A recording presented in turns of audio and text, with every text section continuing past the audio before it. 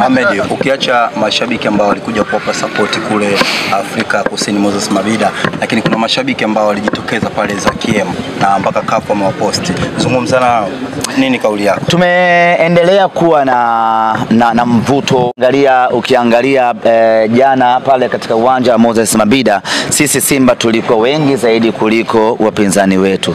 Lakini kama haitosha, hapa nyumbani katika viwanja vya Mbagala za KM kulikuwa kuna shangwe la kutosha, mashabiki wa kutosha ambao walikaa pamoja kuiangalia Simba yao. Kwa sisi kwenye upande wa mashabiki ama upande wa washabiki tumeendelea kufanya vizuri, na hiyo ni cha mtoto Isaya Dede. Kwenye finali ndio tutafanya kufuru kubwa, mji mzima ama nchi nzima watu wataangalia finali barabarani. Kombe linabaki sana. Na kombe linatoka. Yes, tunachotaka ni kulibakisha kombe Tanzania. Hatuko tayari kwa namna yeyote ile. Finali inachezwa nyumbani kwetu Benjamin Mkapa.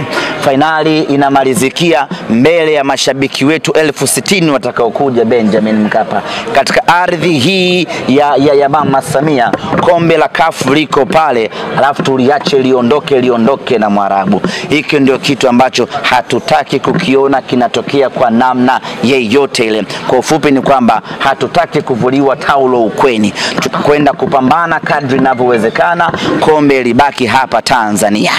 Ile jina lako sasa la semaji wa CAF kama umeliratibisha rasmi. Uliona mbali? Semaji la finali ya CAF. Wewe imeongezeka hiyo. Imeongezeka nyingine. Maswali mengine tafadhali. Semaji moja ya timu ambayo sasa hivi Tanzania timu pekee ambayo inashiriki ambayo ipo kwenye michuano mitatu ambayo yote ni Simba ambayo yupo kwenye FA, yupo kwenye ligi, lakini pia yupo. Swali lako lifupisha kwa sababu waandishi wengine wanasubiri. Unawezekana Simba mwaka huu akachukua trade?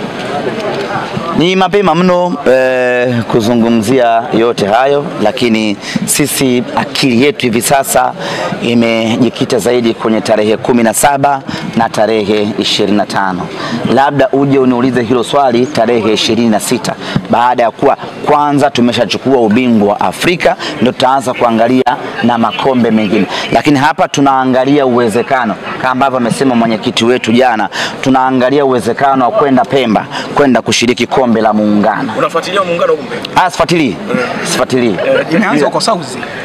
Imeanza huko South, lakini tunaangalia uwezekano na sisi kwenda Pemba kushiriki kombe la Mapinduzi. Hapo nusu finali sasa. Yes, na sisi tuanzie finali, twende finali kwa sababu kufika.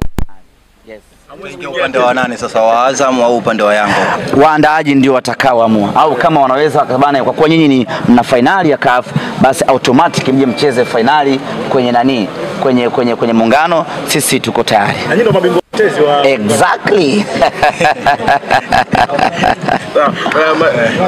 Jana uliuliza wewe yako nafikiria kuhusu Super Cup. Nini kilifanya ukazungumze? Lazima mtu uone mbali. Ubingwa wa Afrika na uona kabisa. Ubingwa wa Afrika na uona kabisa. Berkane ni aina ya mpinzani ambaye tunamudu kwa 100%. Sasa kama ubingwa wa Afrika na uona, kwa nini nisianze kufikiria Super Cup dhidi ya Mamelodi Sundowns hapo Abu Dhabi? Shampa ubingwa wa Mamelodi na wewe.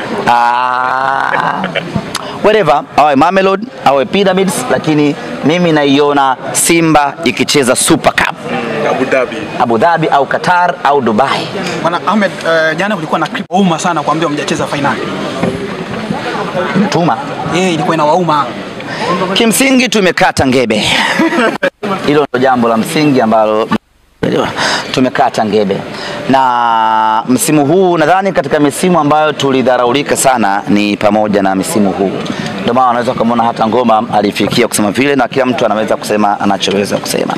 Msimu huu wakati tunamleta Fadlu, kibeki zilianza kwamba wamechukua kocha wa kawaida, wamechukua kocha msaidizi, hana uzoefu, kocha ameshusha timu sijui ligi, sijui maneno yakawa mengi. Sisi tukanyamaza tu.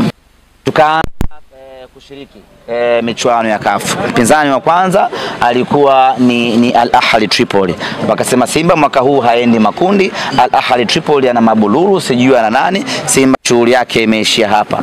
Kamtandika Al Ahly Tripoli bao 3 safi Mnyama akaenda zake group stage. Group stage tukapangiwa Waarabu wawili na Msauzi Kusini mmoja.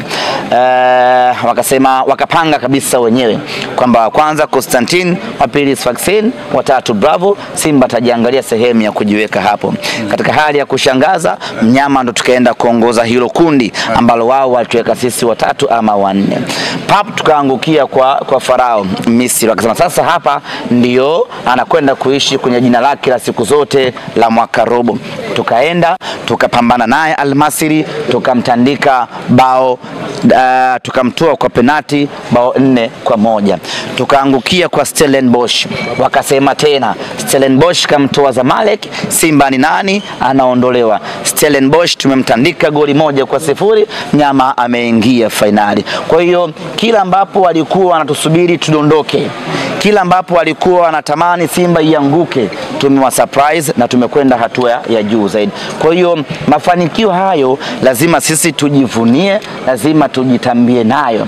Lakini vile vile wao walidhani kwamba finali ya CAF ni kitu kigumu kwa Simba Sports Club, kwa sababu wao walipita kwa ndondokela wakakutana na maiti mpaka wakafika finali.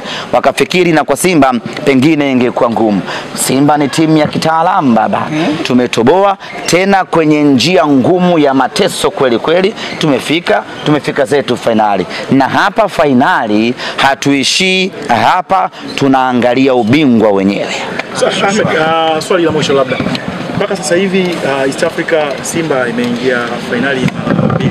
Labda kuna funzo lolote mnatoa kwa East Africa nzima, sio Tanzania pekee yake? Sisi kusema kweli ni wachoyo na hatutaki kumfundisha mtu yote, na tungependa kuona timu zote zinaishia pabaya kila siku. Waendelee kuwatazama tu. Exactly.